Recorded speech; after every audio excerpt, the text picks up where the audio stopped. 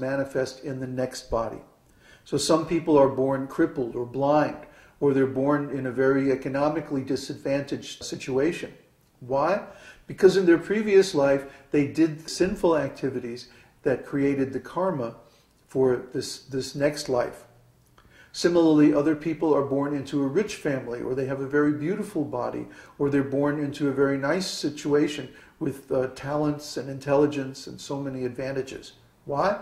Because in the previous life, they performed some pious activities, and these activities gave them the good karma that they need to have a very nice life in this lifetime.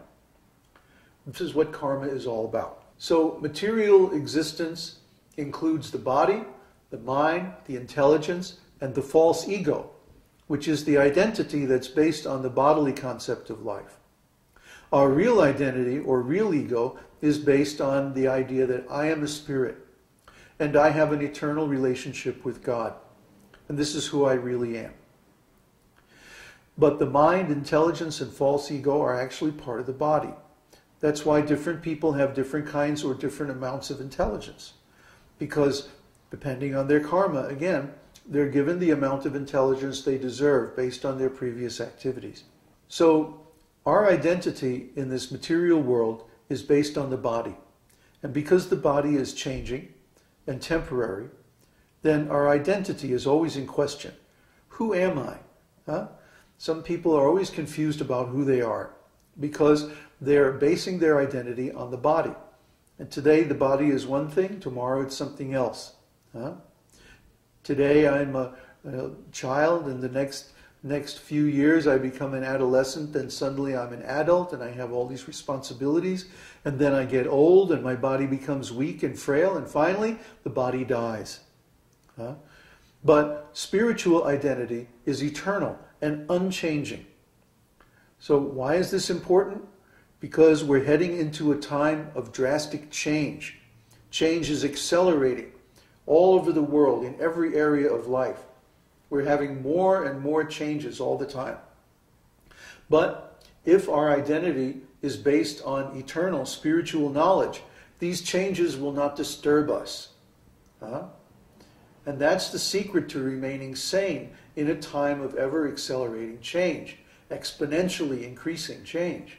Once we realize our eternal identity, then none of the changes in this material world can disturb us. This is the actual solution to all problems. Not only the problem of 2012, but the problem of birth and death, the problem of suffering. All problems in this material world are based on the temporary body.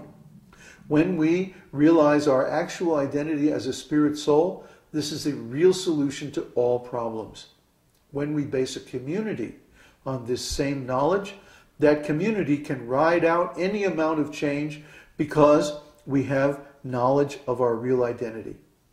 And this is the secret to Vedic community, spiritual community, and the secret to getting through the changes of 2012. This spiritual knowledge is the secret of how Vedic civilization and Vedic knowledge has lasted for thousands of years without any change. It won't change. It won't ever change because it's eternal. And this is also the secret of how our community will get through the changes of 2012 without any problem. Well, I shouldn't say without any problem, but we'll be able to solve the problems. You see, when change increases beyond a certain point, people go crazy. They lose their intelligence because their intelligence cannot cope with the degree of change.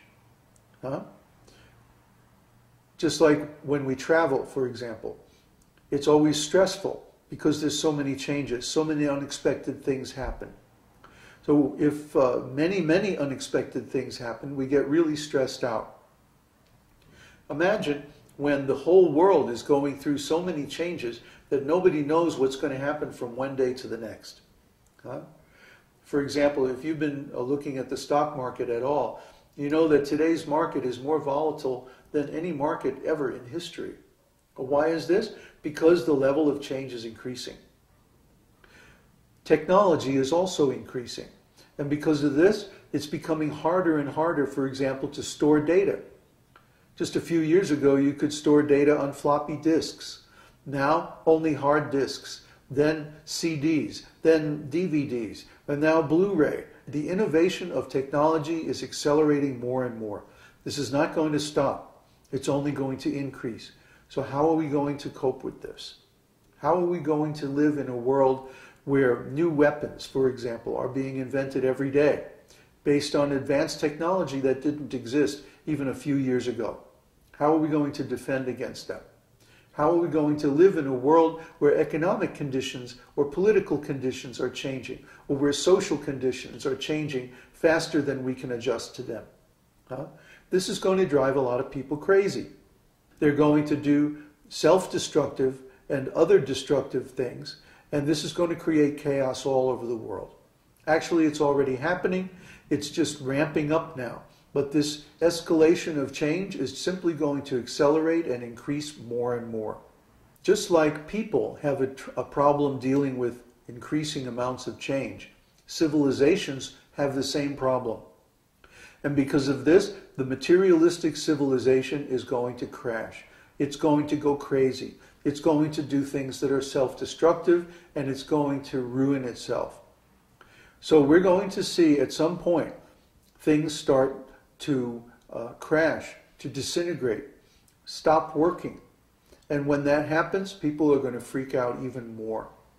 So we can expect that at some point, when the degree of change exceeds normal human tolerance, that there's going to be great chaos. Not because of the things that are happening, but because of people's reaction to it. So in that way, the world is going to go through a time of real distress, real agony, real problems. And this is only due to the increased amount of change. But it doesn't matter how much change there is in the world. The absolute truth, the spiritual truth, the Vedic truth is always going to remain the same. So when we found a community based on those truths, that community can also remain stable, even in a time of great change. Our community is based on this absolute truth. So instead of centralization, which makes a weak point, we teach decentralization, which makes things strong. Instead of exploitation, which makes people weak, we teach service, which makes people strong. Instead of selfishness and simply profit at all costs, we teach service and sharing, which makes people able to share their goodness, their energy, their wealth, their knowledge, their strength with others. And by cooperating together in a spiritual context, we can get through any emergency, any problem. Real love means service. The materialistic idea of love is, let me try to gratify my senses by exploiting the beloved. But in spiritual life, love means giving service to the beloved. The best service is to give this eternal spiritual knowledge to the people that we care about. This is going to benefit them more than anything material, because it's going to help them solve their problems completely and forever. So by spreading this Vedic knowledge, we are doing the best service. We're giving the best love and affection to all the people around us. This is real love. This is real duty. And this is real civilization. So there is a tremendous need for teachers who can spread this absolute truth, this Vedic knowledge, this secret that has been kept for thousands of years all over the world, so that people can benefit from it and get through these changing times with some sanity and some dignity and some resemblance to actual civilization. These teachers have to be trained. And we are actually the only ones who can do that. So our community exists for the purpose of training many teachers to spread this Vedic knowledge all over the world and create many independent, self-sufficient, agricultural communities based on spiritual principles where people can ride out the changes of 2012 without any danger. This is our strategy and this is our goal. So please help us. Come to our website, join the forums, look at the videos, take the courses, read all the books. There's lots and lots of education that you have to do to come up to speed on this spiritual knowledge. Then practice that knowledge in your own life. Apply it to yourself. Experience the benefits. These benefits are immediate. If you, for example, stop eating meat, you'll feel the benefits immediately. Within just a few days, your intelligence will clear up, your heart will become lighter and cleaner, you'll be less troubled by anger and lust, your ignorance will start to evaporate, and you'll start to really become a spiritual person. Why? Because you've stopped creating bad karma for yourself by killing animals. As soon as you start meditating, as soon as you start chanting, you'll immediately feel a change in your consciousness.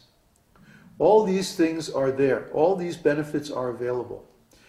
If you really start to please